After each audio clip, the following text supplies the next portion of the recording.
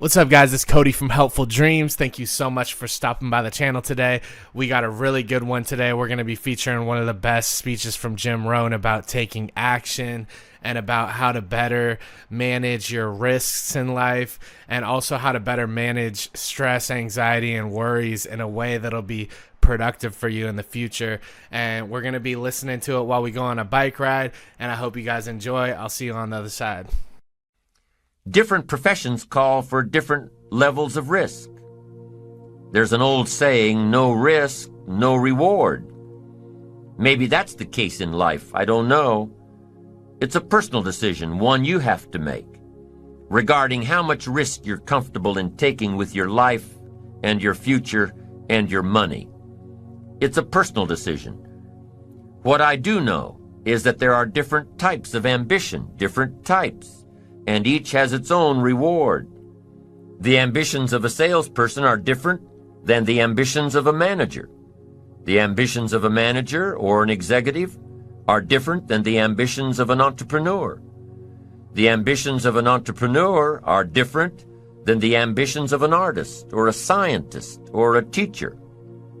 With different levels of ambition come different levels of risk and different levels of reward. Salespeople are probably more able to handle risk than managers and professionals. And the higher the risk, the higher the earning potential. Entrepreneurs are probably even more risk-oriented. They have to be. An entrepreneur's ambition must overpower the risk of losing it all in an attempt to gain their dream.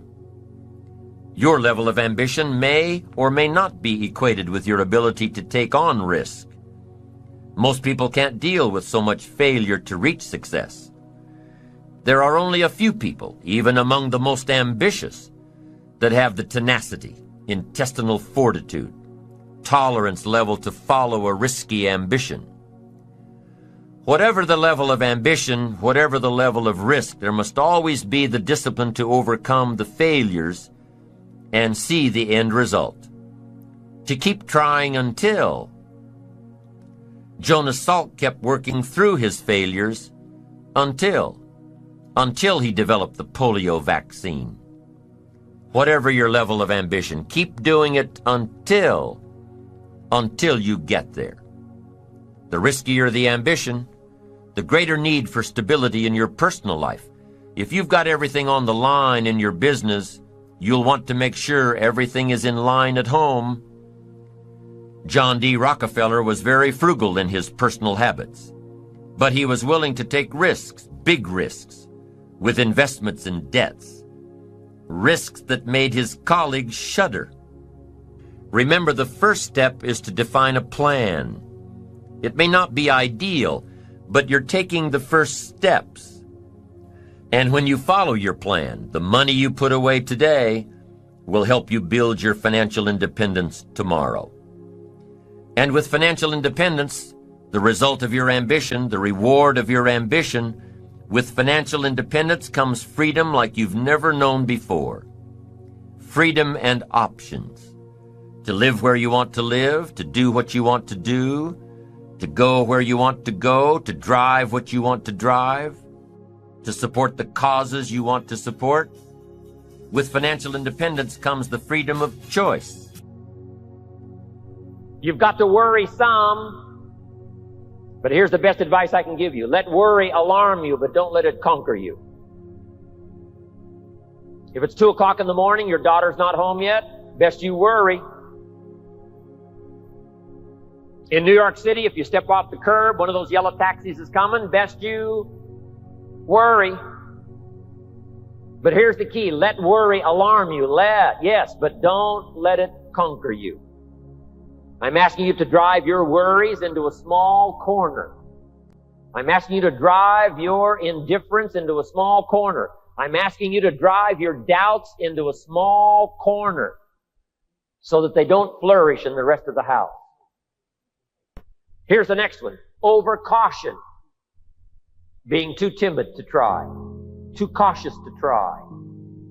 But that's what life is all about. You gotta take a chance. You don't have to be foolish, but you have to plant in the spring to have a harvest in the fall. Someone may say, well, what if a storm comes? What if a hailstorm comes and beats my crop into the ground? Here's what you must do. You gotta take a chance. Someone says, what if it doesn't work? I've got a better phrase for you. What if it does? Somebody says, what if I go broke? That's one option. Here's the next one. What if you get rich? You gotta take a chance. Someone says, if you have a child, what if this happens? What if they get ill? And what if all this goes wrong? I understand that.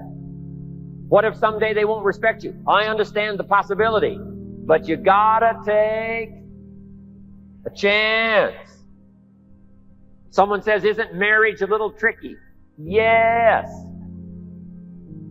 But you gotta take a chance. Take a chance and step out. Make the note. The same wall that keeps out disappointment keeps out happiness. You gotta take a chance. Move out into the day and take a chance. Move into someone's life and take a chance. Conduct a meeting and take a chance. Tell the story and take a chance. Yes, someone may say no, but they may say yes. You gotta take a chance.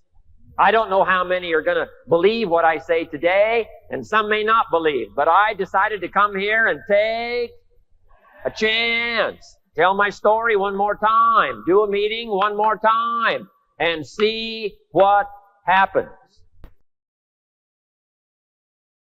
Over caution. Some people never will have much. They're too cautious. Now, you can also be too reckless, but you can also be too cautious. This is called the timid approach to life. And my caution was always the risk. Risk used to drive me right up the wall. I used to say, what if this happens? It's called the language of the poor. What if this happens? And on top of that, if this was to happen, look at the fix I'd be in. I better not try. I could always ace myself out. Then I'll tell you what changed my whole life when I finally discovered it's all risky. The minute you were born, it got risky. If you think trying is risky, wait till they hand you the bill for not trying. If you think investing is risky, wait till you get the tab for not investing. See, it's all risky. Getting married is risky. Having children is risky. Going into business is risky. Investing your money is risky. It's all risky. I'll tell you how risky life is. You're not going to get out alive. The Englishman says, well, if that's the way it's going to work out, let's give it a go. Right, that's what it's for. Give it a go. Somebody says, yeah, but I'm looking for safety and security. Fine, then huddle in a corner. We'll cover you with a sheet, bring you 3 meals a day. And we'll protect you, feed you, look after you, care for you. We won't let anything happen to you. And you'll probably live to be 100. The guy said, well, yeah, I'd live to be 100. But what a way to live. Right. What a way to live safe and secure. Don't ask for security. Ask for adventure. Better to live 30 years full of adventure than 100 years safe in the corner. And see, it's not important how long you live. What's important is how you live. I've got a good phrase for you to jot down. You cannot drift to the top of the mountain. If you want to see the view from the top, you have to climb. You have to climb steady. You have to climb true. You have to climb consistently. You cannot drift. You cannot say, ho-hum, oh, maybe it'll work out. I've got my fingers crossed. That is not a good policy. It is not a good philosophy. If you want values, you've got to work for them. If you want to see the view from the top, you've got to steadily climb. So I'm asking you to fight indifference. Don't let it be part of you. Resist it with all of your ability. Just because spring comes is no sign you're going to look good in the harvest. You must take advantage of it. Springtime now is not very long. In space language, we call it the window of opportunity. When they get ready to shoot the rockets off into space, there's a certain period of time where it's time to go. If they don't go when it's time to go, they have to wait for another cycle of time to pass before it's time to go again. Spring doesn't last all summer. Spring doesn't last all year. It's usually a brief period of time. So make this note. Learn to recognize the spring, and then learn to recognize the urgency of taking advantage of the spring. Also, you must get busy on all of your springs. There's just a handful of springs that's been given to each of us. I just lost my father a few weeks ago. He lived to be age 93. But it seemed as though his life still was short, even with 93 years. I wanted a few more years, but I guess if you had 200 years to live, you would want a couple of more. We always wish for those extra years, but 93 years for my father seemed like a very brief time. And life is fairly brief, short. We've just got a few springs. Sometimes people make the remark, I've got 20 more years. And here's the real truth about it. No, you've got 20 more springs. 20 more chances at a springtime. So here's what you must do. Take advantage of every one. Don't let the opportunities slip through your fingers. The opportunity to speak to someone. The opportunity to conduct a meeting. At the longest, life is brief. Take advantage of every opportunity to be with your family. Every opportunity to be with a friend. Learn to value life in all of its precious moments. We call these moments of opportunity. The moments don't last forever. My presentation is not going to last forever. This day is not going to last for the next 6 months. It's only going to last for a little while. But the little while that comes, put your heart into it. Lean into it. Like you're doing today, take notes. Lean forward. Get everything you can while the opportunity is here, because the window opens and then it closes. The meeting opens and then it's over. The day starts and then it concludes. So every time the sun comes up, take advantage of that day. Every time somebody presents themselves, take advantage of that opportunity. Every time you have a chance to do like I'm doing here today, to tell your story, do it, and tell your story well, put your heart and soul into it, because life is brief at the long run. None of us lack the capacity. We have far more capacity than we have time to take advantage of.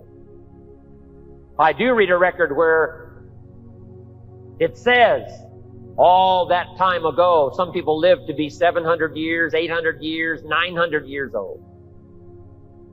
I feel a little shortchanged when I only had the chance maybe to live 70, 80, 90, 100 years.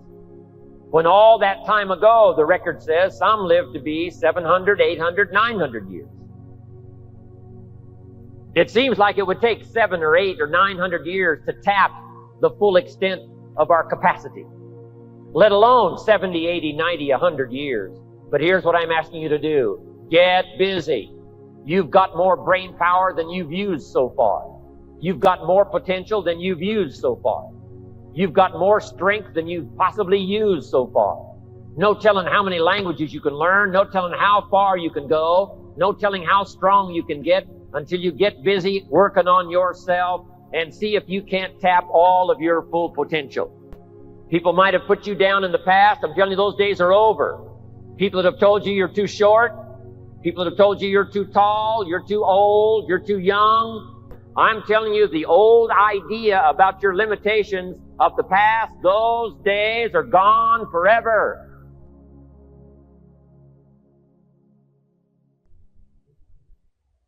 There's an interesting phrase from an ancient prophet, and it says, in due season, your harvest will come.